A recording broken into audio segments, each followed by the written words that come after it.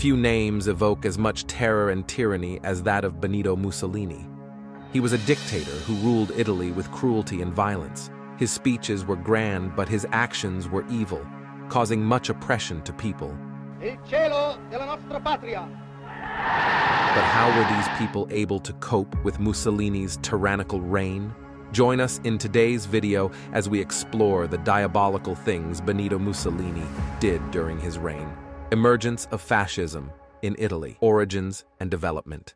In the aftermath of World War I, Italy faced a challenging period of economic hardship and political instability. The depression that permeated Italian society provided fertile ground for the rise of Benito Mussolini, a former socialist who transitioned into a radical nationalist. Through a series of calculated moves, Mussolini's ascent to power paved the way for the birth of fascist Italy. The pivotal year was 1919, when Italy, despite being on the winning side of the war, felt betrayed by the Paris Peace Conference. The promised territorial gains outlined in the Treaty of London 1915 did not materialize, which left Italians deeply disappointed and felt a sense of mutilated victory. This nationalistic grievance served as a crucial catalyst for Mussolini's manipulation. Mussolini founded the Fascist Party in March 23, 1919, strategically capitalizing on the widespread disillusionment within Italy. The fascists' platform offered a compelling vision: the revival of Italy's economy, the restoration of national pride, and the restoration of stability in a politically chaotic landscape. Their ideology, characterized by extreme nationalism, militant symbolism, and anti-communist sentiment, resonated with many Italians, especially in the war-torn northern regions. The rise of the fascists was swift and violent, aided by the formation of paramilitary squads known as blackshirts. Composed largely of disillusioned war veterans, these squads unleashed brutal attacks on socialists, communists, and other political opponents. Surprisingly, this violence instilled a sense of order and security, winning support from the conservative middle class and industrial elite who sought stability above all. To further solidify his grip on power, Mussolini deployed propaganda to manipulate public opinion. While presenting himself as a dynamic and decisive leader, he portrayed his movement as the only force capable of restoring Italy's former glory. Mussolini's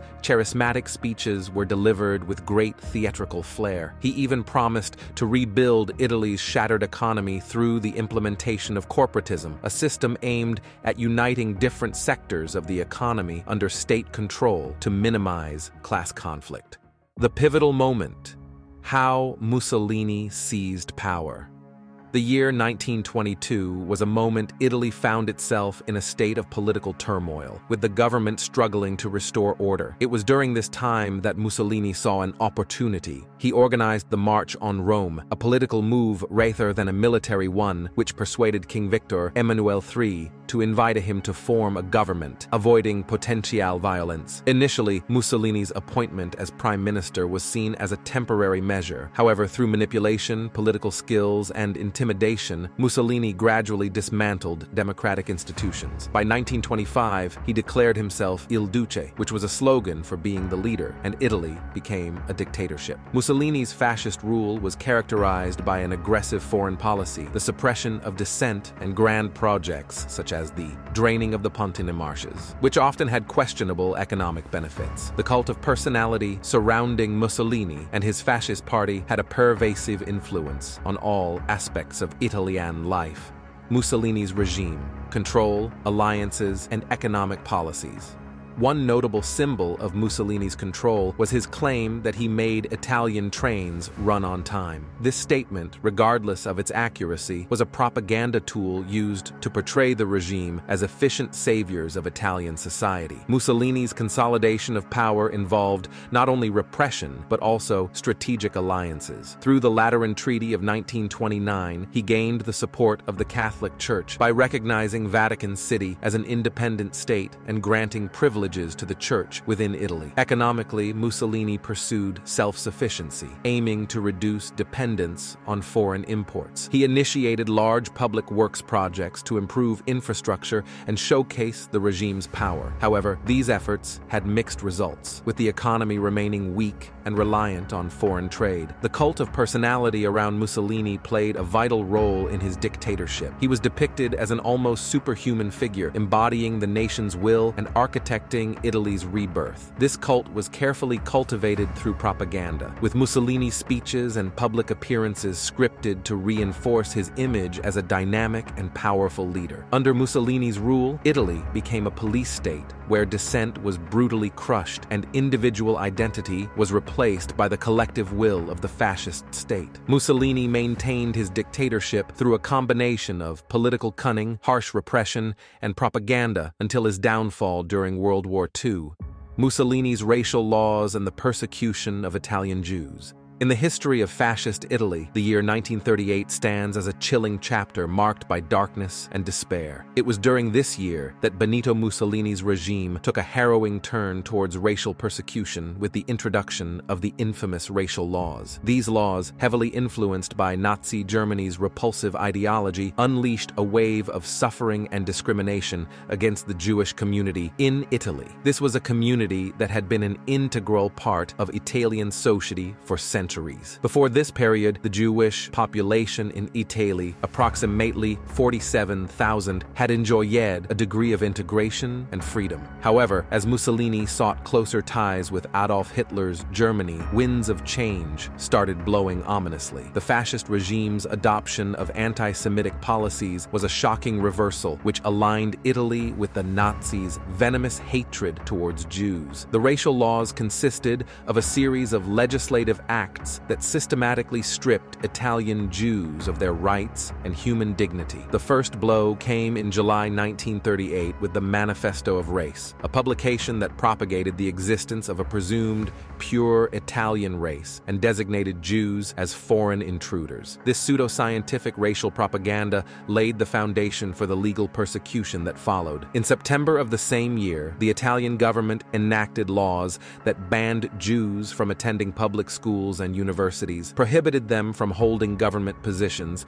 and excluded them from serving in the military. Furthermore, these laws wreaked havoc on their professional lives, as Jews were prohibited from owning or managing businesses with over 100 employees. The economic impact was immediate and devastating, with many Jewish individuals losing their livelihoods overnight. However, the ramifications reached far beyond the economic sphere and struck at the heart of daily social life. Marriages between Jews and non-Jews were forbidden. This tore apart existing relationships and isolated the Jewish community, branding them as outsiders in their own nation. The regime's relentless propaganda machine worked tirelessly to reinforce these laws, bombarding the Italian populace with anti-Semitic rhetoric. Newspapers, radio broadcasts, and films were all enlisted to depict Jews as enemies of the Italian race. Even children's textbooks were not spared, as newly revised editions contained derogatory references to Jews. Although the implementation of the racial laws varied by region, the overall impact for Italian Jews was an atmosphere of fear and uncertainty. Families were torn apart, careers destroyed, and a profound sense of betrayal permeated the community once secure in their Italian identity. As World War II raged on and Italy became more intertwined with Nazi Germany, the situation deteriorated even further. In 1943, after Italy's surrender and the subsequent German occupation, Italian Jews faced unimaginable horrors of deportation to concentration camps. Tragically, approximately 8,000 Italian Jews lost their lives in the Holocaust, an indelible mark of the fascist regime and the consequent suffering endured by an entire community. The haunting legacy of Italian concentration camps. During the chaos of World War II, the grim reality of Italian concentration camps emerges as a forgotten tale overshadowed by the horrors of Nazi counterparts. These camps, scattered across various Italian territories, tell a chilling story of human suffering under fascist rule, notably in places like Rhodes and Libya. The roots of these Italian concentration camps stretch back to the late 1930s. This was as a result of Italy's expansion into North Africa and the Balkans, driven by Benito Mussolini's imperial ambitions. These camps served as tools of suppression, enforcing racial laws and political agendas under the fascist regime. Unlike the Nazi death camps, Italian camps focused on internment and forced labor, but their cruelty remained unchecked. In Libya, places like the Evoke camp became symbols of horror, where men, women, and children faced forced labor, starvation, and disease. The lack of sanitation and medical care led to a staggering death toll, with tens of thousands perishing due to malnutrition and illness. In the picturesque Dodecanese islands like Rhodes, Italian camps held political prisoners and Jews, particularly after the racial laws of 1938. The camp on Rhodes served as a staging ground before deportations to Auschwitz. While conditions in Italian camps were not as lethal as those in Libya, the inmates endured overcrowding, inadequate food, and poor hygiene, breaking their spirits. The camps operated under a strict system of control, with authorities wielding absolute power over the captives, subjecting them to cruel punishments and surveillance. An alarming aspect of Italian concentration camps is their relative anonymity during and after the war, contrasting sharply with the well-documented atrocities of the Holocaust. This historical oversight has created a blind spot in acknowledging the full extent of fascist Italy's wartime crimes. Shaping minds, silencing dissent, fascist Italy's propaganda machinery.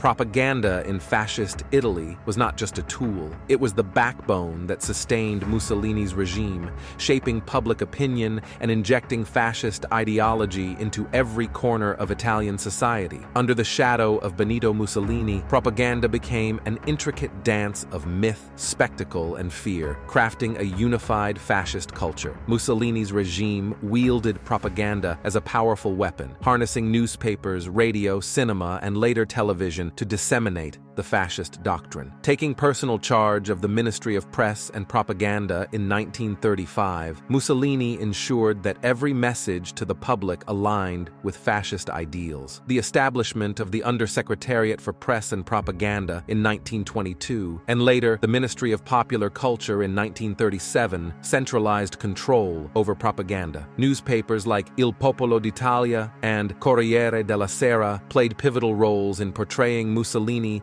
as an infallible leader. Mussolini's regime leveraged modern technology to its advantage, with radio broadcasts amplifying his voice across Italy and films serving as tools for indoctrination. By organizing grand events, parades, and exhibitions, the regime crafted a narrative of fascist success and power. Education became a battleground for propaganda, as the regime rewrote textbooks to exalt fascism and demonize its foes. Through organizations like the Opera Nazionale Ballia, young minds were shaped to embrace fascist ideals from an early age. Fascist propaganda didn't just make the regime look good, it also made people scared and hateful toward its enemies. This made people stay loyal because they were afraid. The regime's propaganda made things seem different from how they really were, and anyone who disagreed was silenced. Ill-fated alliances. Italy's role in World War II. Italy played a complex and storied role in World War II, guided by the ambitious yet ultimately flawed leadership of Benito Mussolini. Seeking to assert itself as a dominant European power, Italy allied with Nazi Germany, a decision that would lead to miscalculation and eventual downfall. Entering World War II on June 10, 1940, Italy declared war on Britain and France in a bid to stand alongside Hitler's Germany. This decision stemmed from Mussolini's aspirations to carve out a significant place in global affairs. The formalized alliance with Germany, known as the Pact of Steel, was intended to bolster Italian influence, but it also shackled Italy to the fate of Nazi Germany. Despite its initial ambitions, Italy's military campaigns suffered significant setbacks. The invasion of Greece in 1940 and struggles in North Africa were marked by humiliating defeats and the need for German assistance. These failures were compounded by outdated equipment, inadequate training, and subpar leadership within the Italian military. Despite these challenges, Italian forces engaged in various theaters of war alongside German troops, including the Eastern Front and the Balkans. The Italian Navy, Regia Marina, played a crucial role in the Mediterranean, but faced numerous challenges, including a lack of fuel and air cover. The year 1943 marked a turning point as Allied landings in Sicily and relentless bombing eroded faith in Mussolini. This led to his arrest and the pursuit of an armistice with the Allies. Italy officially surrendered on September 8, 1943, and switched sides to join the Allies against Germany. The aftermath of Italy's involvement in World War II left a profound imprint on the country, with devastated cities, loss of life, and a journey from aggressive territorial expansion to defeat and internal conflict. Italy's alignment with Nazi Germany ultimately proved to be a disastrous gamble that plunged the nation into a global conflict for which it was ill-prepared. Unveiling forgotten horrors, Italian war crimes in Ethiopia and the Balkans. While the broader narrative of World War II often focuses on the atrocities of Nazi Germany, the war crimes and brutal campaigns of the Italian forces in Ethiopia and the Balkans remain a lesser-known and equally disturbing aspect of the conflict. The invasion of Ethiopia in 1935 heralded a brutal campaign that saw Italy use chemical weapons, specifically mustard gas, in violation of international conventions. The indiscriminate nature of these attacks caused immense suffering and death, targeting not only Ethiopian soldiers but also civilians. This was compounded by brutal massacres, such as the infamous massacre of Addis Ababa in 1937, where Italian forces killed thousands of Ethiopians in a 3-day spree of indiscriminate killing. During World War II, Italian forces also committed war crimes in the Balkans, with the occupation of Yugoslavia and Greece marked by widespread violence, mass executions, and establishment of concentration camps. The Domenicon massacre in Greece in 1943 is a poignant example, where Italian troops retaliated against a partisan attack by killing approximately 150 civilians. These actions were not isolated incidents, but part of a broader strategy of terror and suppression, often carrying the knowledge or direct orders of high-ranking Italian military officials. Despite the severity of these crimes, the issue of Italian war crimes has often been overlooked in the broader discourse. Many Italian war criminals were not held accountable in the post-war era. Also, the atrocities were largely omitted from public consciousness in Italy until a re-examination of the country's wartime conduct emerged in later years. The rise of fascist surveillance.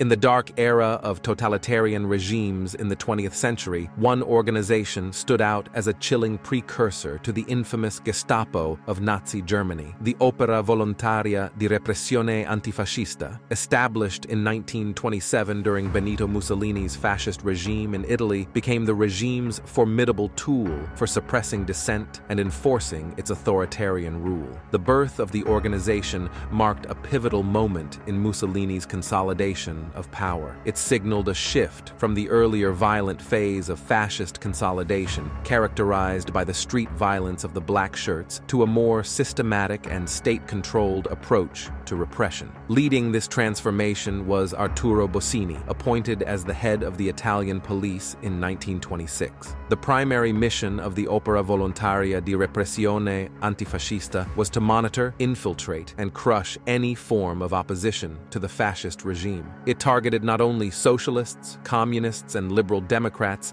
but also non-conformist intellectuals. Operating with chilling efficiency, the organization boasted an extensive network of informants and agents. By the late 1930s, it was estimated that the organization had approximately 100,000 informants, a staggering number for a country the size of Italy. The tactics employed by the organization were varied and insidious. They ranged from surveillance and interception of correspondence to more coercive measures such as arbitrary arrests, imprisonment without trial, and even torture. The organization maintained an extensive archive of dossiers on Italian citizens, gathering information on their political activities, personal associations, and even private lives. It extended beyond Italy's borders, with agents operating in other European countries to track down exiled anti-fascists. One of the most notorious cases associated with the organization was was the arrest and subsequent death of the anti-fascist brothers Carlo and Nello Rosselli in 1937. Moreover, the organization played a crucial role in enforcing the regime's racial laws. From 1938 onwards, it became instrumental in identifying and persecuting Jews, which led to arrests, property confiscation, and eventual deportation to Nazi concentration camps. Despite its widespread operations, the Opera Volontaria di Repressione Antifascista remained a secretive organization, keeping much of its activities hidden even from other parts of the Italian state apparatus. Its agents operated in anonymity, working in the shadows, which augmented the atmosphere of fear and suspicion that prevailed in Italian society under fascism. Following Mussolini's regime's collapse in 1943, many of their agents faced trials for their crimes. However, the full extent of the organization's activities and its impact on Italian society remained largely unexplored for decades. Fascist Intervention, Italy's role in the Spanish Civil War. The Spanish Civil War, a prelude to the global conflict of World War II, witnessed the significant but often overlooked involvement of the Italian military. Under the leadership of Mussolini, Italy's intervention was not merely a military campaign, but also an ideological crusade to assist Francisco Franco's nationalist forces against the Republican government. Italy's intervention in the Spanish Civil War marked a defining moment in its foreign policy, revealing broader ambitions of the fascist regime in Europe. The involvement began shortly after the conflict erupted in July 1936, with Mussolini swiftly offering support to Franco to expand fascist influence and counteract communism. By the end of the war in 1939, Italy had deployed a formidable force of 50,000 to 75,000 troops, who played a crucial role in several pivotal battles. The Italian contingent, known as the Corpo Truppe Volontari, consisted of regular army units, black shirts, fascist paramilitary members, and the Aviazione Legionaria, an air force detachment equipped with tanks, aircraft, and artillery. Italy demonstrated its military prowess through these resources. Among the most infamous episodes involving Italian forces was the bombing of Guernica in April 1937, carried out by the German Condor Legion with the support of the Italian Aviazione Legionaria. Pablo Picasso immortalized this attack in his painting, which became emblematic of the horrors of aerial warfare against civilians. Italian troops also participated in major battles, such as the Battle of Guadalajara in March 1937. Intended as a swift victory to showcase Italy's military strength, it turned into a disaster for Mussolini's forces, who suffered heavy losses against the well-organized Republican troops. This defeat significantly tarnished Mussolini's prestige and cast doubts about the effectiveness of the Italian military. Nevertheless, Italian forces made significant contributions to the nationalists' eventual victory. They provided manpower and also crucial technical expertise, especially in the effective use of artillery and aviation. Likewise, Italian pilots executed air raids against Republican targets and delivered vital air support in ground operations. The Italian intervention in Spain was not solely a military endeavor. It also had a propaganda dimension. Mussolini seized the opportunity presented by the war to espouse fascist ideology and assert Italy's dominance in Europe. However, this narrative often clashed with the realities of the conflict, where Italian troops were involved in atrocities and reprisals against civilians. Italy's involvement in the Spanish Civil War also had broader implications for international relations. It strained relationships with France and Britain, who were concerned about the rise of fascist influence in Europe. Furthermore, it brought Italy closer to Nazi Germany, as both shared a common interest in supporting Franco. After the war, Italy's intervention in Spain was largely regarded as a strategic blunder by Mussolini. It depleted Italy's resources and exposed weaknesses in its military capabilities. Moreover, the intervention did little to enhance Italy's strategic position in Europe, which led to further isolation diplomatically. Now it's time for our subscribers pick, and we're going to talk more about the diabolical things Benito Mussolini did during his reign. One significant aspect that was heavily influenced by fascism was gender roles and sexual norms. Mussolini aimed to restore traditional gender dynamics, with women being submissive as wives and mothers. To achieve this, female employment was restricted, marriage was encouraged through a bachelor tax, access to contraceptives was limited, and harsher punishments were imposed for illegal abortions. Despite these efforts, the fascist regime failed to halt a decline in population due to its inability to suppress women's desire for emancipation. While women's access to education and employment remained somewhat intact to maintain middle-class support, fascism imposed oppressive standards in family and sexual matters. So guys, what do you think about the ways in which Mussolini's fascist regime attempted to control gender roles and sexual norms? Do share your thoughts in the comments section below as we continue with this video. Italy's war against partisans. During World War II, Italy endured a brutal conflict during World War II, not only against foreign armies, but also within its own borders. The Italian response to the rise of partisan resistance, particularly in the later stages of the war, was marked by a campaign of severe reprisals and massacres, offering a grim testament to the brutalities of anti-partisan warfare. The partisan movement in Italy, a diverse and decentralized network of resistance groups, gained momentum following Italy's armistice with the Allies in September 1943. Comprising former soldiers, political dissidents, and ordinary civilians, these groups took up arms against both the occupying German forces and the Italian fascist regime. Their activities ranged from sabotage and intelligence gathering to direct armed confrontations. Faced with the growing partisan resistance, the fascist authorities and their German allies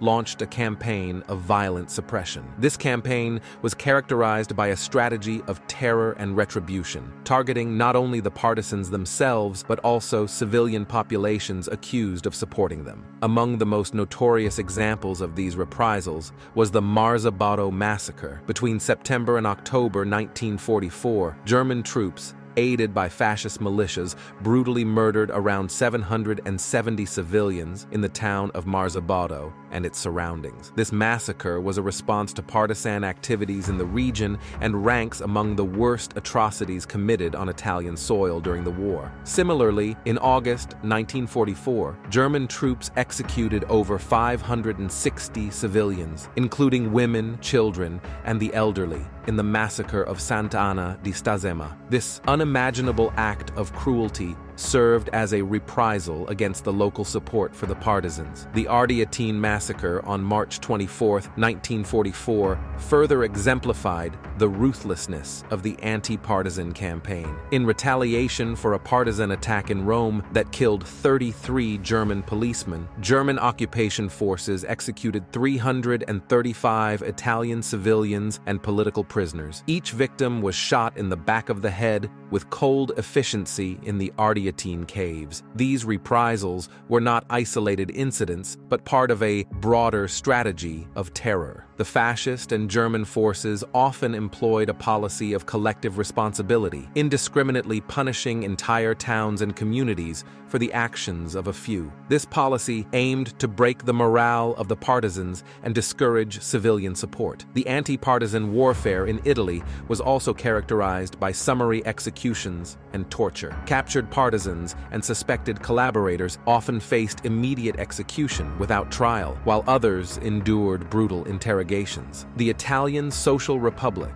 established in 1943 under Mussolini, played a significant role in this campaign, with its security forces, notably the Black Brigades, actively participating in the suppression of partisans. Despite the brutal efforts to crush their resistance, the Italian partisans remained resilient. Their fight was not just a military one, but also a moral stand against fascism and occupation, which contributed significantly to Italy's liberation. The Dramatic End of Fascism and the Fall of Benito Mussolini.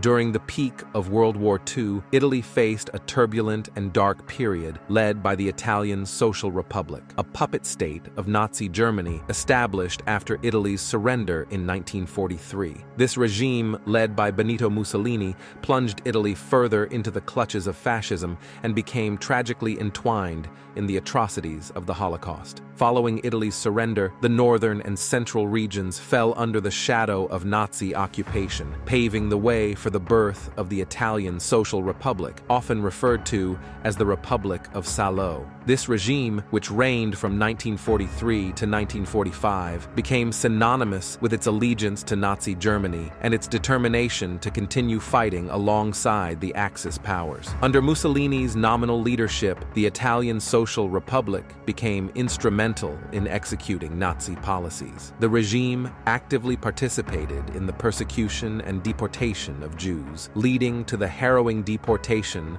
of approximately 8,000 Jews from the territory of the Italian Social Republic to the infamous Nazi concentration camps, notably Auschwitz. The regime's collaboration with Nazi Germany reached a climax with the raid of the Jewish ghetto in Rome on October 16, 1943, where over 1,000 Jews were arrested and deported to Auschwitz in a single day. Aside from its involvement in the Holocaust, the Italian Social Republic also witnessed a resurgence of fascist violence and repression. The regime's security apparatus, including the notorious Black Brigades, unleashed a campaign of terror against partisans, political dissidents, and anyone perceived as a threat to the state. The era was characterized by executions, torture, and reprisals, creating an atmosphere of fear and violence across Italy. Mussolini, once the unchallenged dictator of Italy, struggled to exert genuine authority under the German occupiers. Becoming less like his old self, he repeated Nazi ideas in his speeches and rules, focusing on fighting total war and saying hateful things about Jewish people. Despite its efforts, the Italian Social Republic faltered in combating the growing partisan movement within Italy, thanks to a lack of resources and widespread disaffection among the Italian people. The partisans,